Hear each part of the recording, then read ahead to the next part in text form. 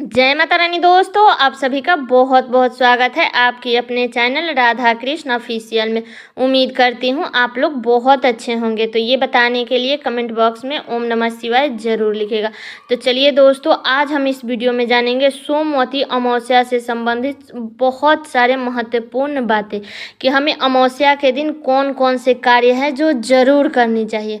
और आप इस वीडियो में जानेंगे कि अमावस्या तिथि कब से शुरू हो रही है, कब समाप्त हो रही है, स्नान दान कब करें अमावस्या के दिन, और अमावस्या के दिन सूर्य ग्रहण भी लग रहा है। तो ये ग्रहण कहाँ पे लग रहा है, तो इसी के ऊपर आज का मेरा ये वीडियो है। ये वीडियो आप लोगों के लिए बहुत ही उपयोगी होगा, तो आप लोग वीडियो के लास्ट तक बने रहिएगा।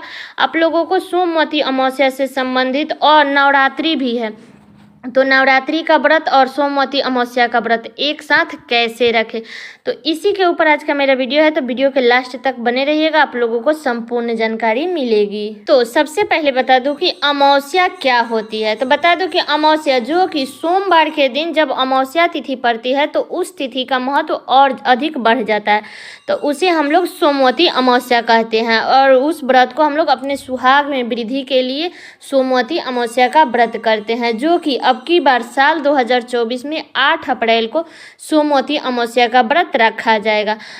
तो बता दूं कि शादीशुदा तो सोमवती अमावस्या का व्रत तो रखती ही हैं अपने सुहाग में वृद्धि के लिए, लेकिन कुंवारी लड़कियां भी सोमवती अमावस्या का व्रत उसे भी रखना चाहिए।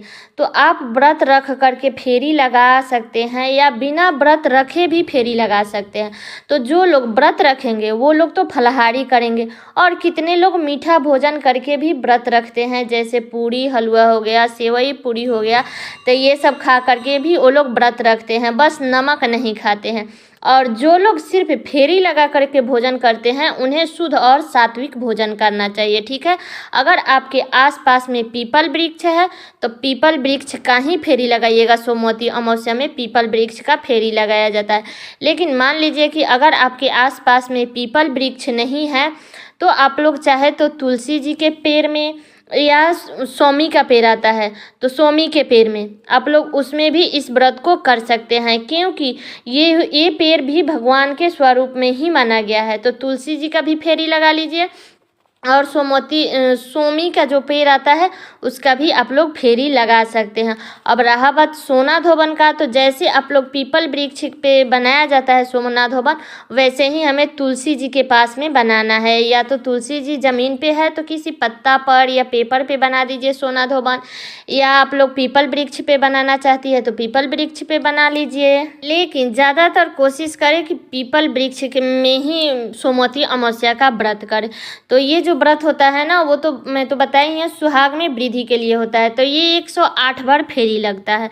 तो आप लोग कच्चा धागा से भी आप लोग लगा सकते हैं या तो रील से भी लगा सकते हैं। पीला रील ले लीजिए या सफ़ेद कलर का ले लीजिएगा, उसमें हल्दी लगा दीजिएगा तो वो भी शुभ हो जाएगा।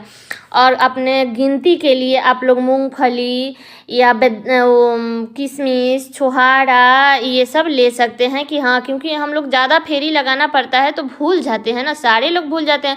बट सवित्र में है कि 7 ही बार फेरी लगाना है, लेकिन इसमें 108 बार, तो इसलिए आप लोग गिनने के लिए मूंगफली का प्रयोग कीजिएगा, मोटे दाने का।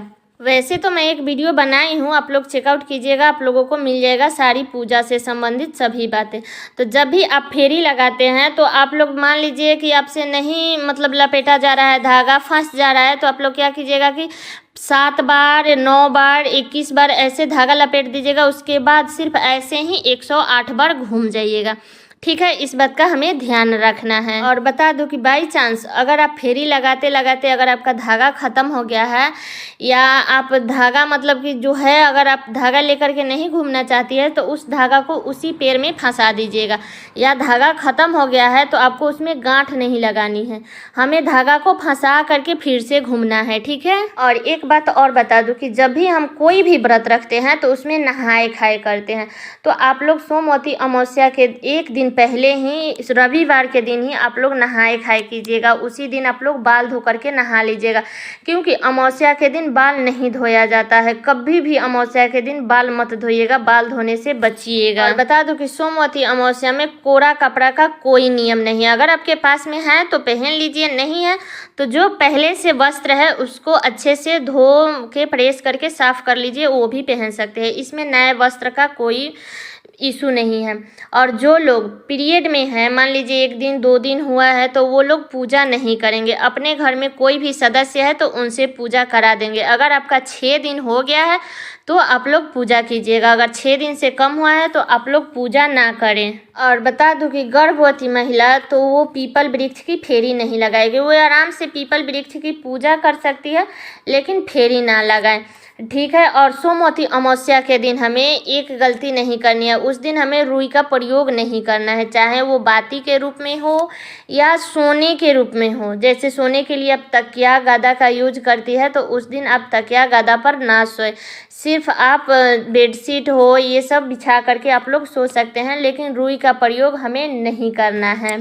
तो बता दूं कि सोमवती अमावस्या के दिन आप लोग पीपल वृक्ष की जब भी पूजा करने जाइएगा तो कोशिश कीजिएगा कि हमें सूर्योदय से पहले पूजा कर लेना है। वैसे तो लोग सारे दिन करते हैं, लेकिन जो पूजा हम सूर्योदय से पहले कर लेते हैं वो सबसे अच्छा रहता है। लेकिन कोशिश करें कि सूर्योदय से पहले कर ले। तो इसलिए सोमवती अमावस्या के दिन 8 अप्रैल को आप लोग सुबह में जल्दी उठ जाइएगा, तो आप लोगों को सारा काम हो जाएगा।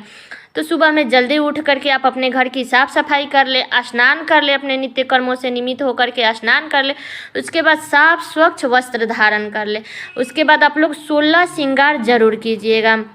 बिंदी, सिंदूर, चूड़ी, महावर ये सब जरूर लगाइएगा। और जो भी वर्किंग लेडीज के लिए मैं बता रही हूँ कि जो भी वर्किंग लेडीज है वो ऐसे पायल बिछुआ पहने ना पहने, लेकिन कोई भी व्रत त्यौहार हो, सुहाग का व्रत हो, तो उसमें बिछुआ और मंगलसूत्र, पायल और अंगूठी जरूर पहननी चाहिए। और कुछ पहने ना पहने, लेकिन बिछुआ और मंगलसूत्र आप लोग जरूर पहनिएगा ध्यान से।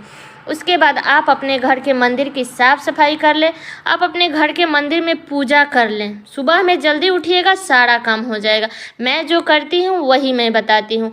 अपने मंदिर में पूजा कर ले। उसके बाद 1 दिन पहले ही हमें जो पीपल वृक्ष के पास में लेकर के जाना है पूजा की सामग्री, वो भी मैं वीडियो बना के डाली हूँ, आप लोग चेकआउट कीजिएगा, आप लोगों को मिल जाएगा। तो 1 दिन पहले ही हमें सब चीज़ संभाल के रख लेना है। तो उसके बाद घर में जब पूजा कर ले, फिर हमें पीपल वृक्ष की पूजा करने जानी है। तो पीपल वृक्ष के पास में आप लोग सोना धोबन जरूर बना लीजिएगा, क्योंकि डायरेक्ट हम पीपल वृक्ष से सिंदूर लेकर के अपने मांग में नहीं छुआ सकते हैं। तो इसलिए सोना धोबन का फिगर आप लोग जरूर बनाइएगा। एक आदमी का आकार का बनता है, एक मूड़ी बना दीजिएगा, 2 हाथ 2 पैर ऐसे ही सोना धोबन का चित्र बनता है। तो उसमें सिंदूर लगा करके, सोना धोबन को सिंदूर लगा करके फिर हमें वही उंगली अपने मांग में छुआना है और फेरी लगाना है 108 बार। जब आप पीपल वृक्ष की पूजा कर ले तो वहाँ आप, अगर आपको सुबह में मिल जाता है तो दूध भी ले लीजिएगा, क्योंकि पीपल वृक्ष में दूध का भी जल दिया जाता है। नहीं तो आप ऐसे गंगा जल मिला करके, सादे जल में गुड़ और फूल और अक्षत डाल करके आप लोग जल दे सकते हैं। पीपल वृक्ष की पूजा कर ले। इसके बाद कहीं आसपास में मंदिर है या रास्ते में मंदिर पड़ रहा है तो आप लोग मंदिर का भी पूजा जरूर कर लीजिएगा। इसके बाद जब आप पूजा कर ले मंदिर में और पीपल वृक्ष की, तो जब आप अपने घर आए तो आप अपने पति को प्रणाम कर ले। आपके घर में जो भी बड़े बुजुर्ग हैं उनको भी प्रणाम कर ले। पति को चंदन लगा दे, रक्षा सूत्र बांध दे भगवान का आशीर्वाद के लिए। और उसके बाद आप लोग जो भी प्रसाद लाए हैं वो अपने पति को खाने के लिए दे दीजिएगा। और सोमवती अमावस्या के दिन श्रृंगार का सामान जरूर चढ़ाइएगा पीपल वृक्ष के पास में। अपने पति के लिए भी एक रुमाल हो तो जरूर चढ़ाइएगा। और सोमवती अमावस्या के दिन हमें अपने सिंदूरा से सिंदूर लगाना है। अगर आपके यहाँ ले करके जाया जाता है तो पीपल वृक्ष के पास में लेके जाइएगा, नहीं जाया जाता है मत ले करके जाइएगा। हमें अगर आपके पास में सिंदूरा है तो सिंदूरा से सिंदूर जरूर लगाएं। अगर नहीं है तो जिस डिब्बी से आप रोज लगाती हैं उसी डिब्बी से लगाइएगा। तो इसी प्रकार से हमें एकदम साधारण विधि से हमें अमावस्या का पूजा पाठ करना है। ऐसे तो मैं सारे वीडियो डिटेल में बना करके डाली हूँ, आप लोग चेकआउट कीजिएगा, आप लोगों को मिलेगा। अब चलिए जान लेते हैं ग्रहण के बारे में कि उस दिन ग्रहण भी लगा है। तो देखिए, भारत में सबसे पहले बता दूं कि भारत में ये ग्रहण नहीं लगा है। इसका कोई भी प्रभाव आपको भारत में नहीं दिखाई देगा, क्योंकि ये सूर्य ग्रहण है और सूर्य ग्रहण कभी भी लगता है भारत में तो मतलब दिन में लगा है, और ये ग्रहण रात्रि में लग रहा है। 9:28 से लगेगा और 2:28 तक इतने के आसपास में रहेगा, उसके बाद समाप्त हो जाएगा। तो ये विदेशों में लगा है, हमारे यहाँ इसका कोई प्रभाव नहीं पड़ा है। फिर भी आप लोग सुबह में उठ जाइएगा, स्नान करके, साफ सफाई करके, स्नान करके, उसके बाद आप अगले दिन कलश स्थापना कर सकते हैं। चलिए जान लेते हैं कि सोमवती अमावस्या का व्रत और प्रतिपदा यानी कि नवरात्रि का व्रत एक साथ में कैसे करें। तो देखिए, अगर आपका शारीरिक क्षमता ठीक है तो आप दोनों व्रत रख लें, क्योंकि फल फ्रूट खा करके हम तो ऐसे भी नवरात्रि के तो 9 दिन का व्रत तो रखते ही हैं, जो लोग नवरात्रि करते हैं, तो एक दिन एक्स्ट्रा हो जाएगा तो उससे कोई दिक्कत नहीं है। अगर आपका शारीरिक क्षमता ठीक है तो आप लोग ज़रूर रखिएगा, क्योंकि इसमें फल फ्रूट, दूध, दही सब चीज़ खाया जाता है, तो खा करके आप चाहे तो रख लें।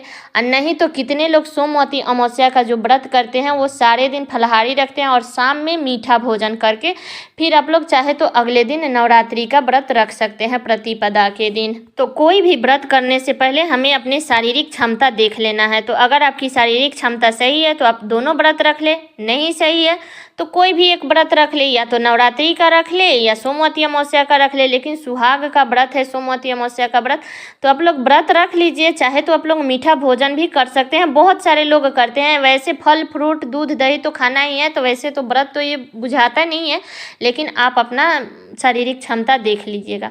अब चलिए जान लेते हैं कि अमावस्या तिथि कब से शुरू हो रही है और कब समाप्त हो रही है।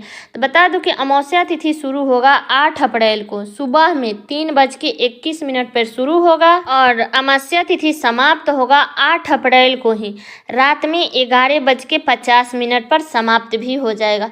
तो उदया तिथि से हमें 8 अप्रैल को सोमवती अमावस्या का व्रत रखना है। ठीक है, सारी बातें क्लियर हो गई। अब चलिए जान लेते हैं स्नान दान का शुभ मुहूर्त क्या रहेगा। तो देखिए, स्नान दान का जो शुभ मुहूर्त रहेगा वो 8 अप्रैल को सुबह में 4:32 से लेकर के और 5:18 तक रहेगा। तो जो लोग अमावस्या के दिन स्नान करते हैं वो लोग अपना नदी सरोवर में स्नान करने जाते हैं, तो इसी समय में स्नान कर लेंगे। तो सारी बातें क्लियर हो गई। तो उम्मीद करती हूँ कि आप लोगों के लिए वीडियो बहुत ही उपयोगी होगा। तो ये वीडियो मेरा यहीं तक का था। तो कैसा लगा वीडियो आप लोग कमेंट करके ज़रूर बताइएगा, और चैनल पे नए आए हैं तो सब्सक्राइब कर लीजिएगा, बेल आइकन को प्रेस कर दीजिएगा, जिससे मेरे वीडियो का नए नोटिफिकेशन आप सभी के पास में सबसे पहले पहुंचे। और वीडियो को लाइक कर दीजिएगा, क्योंकि आपके एक लाइक से मुझे बहुत ही मोटिवेट मिलता है। तो वीडियो को लाइक कर दीजिएगा और वीडियो को शेयर कर दीजिएगा, ताकि हर कोई सोमवती अमावस्या से संबंधित, नवरात्रि से संबंधित संपूर्ण जानकारी प्राप्त कर सके। तो चलिए दोस्तों, मिलती हूँ अगले वीडियो में किसी नए वीडियो के साथ में। तब तक के लिए नमस्कार।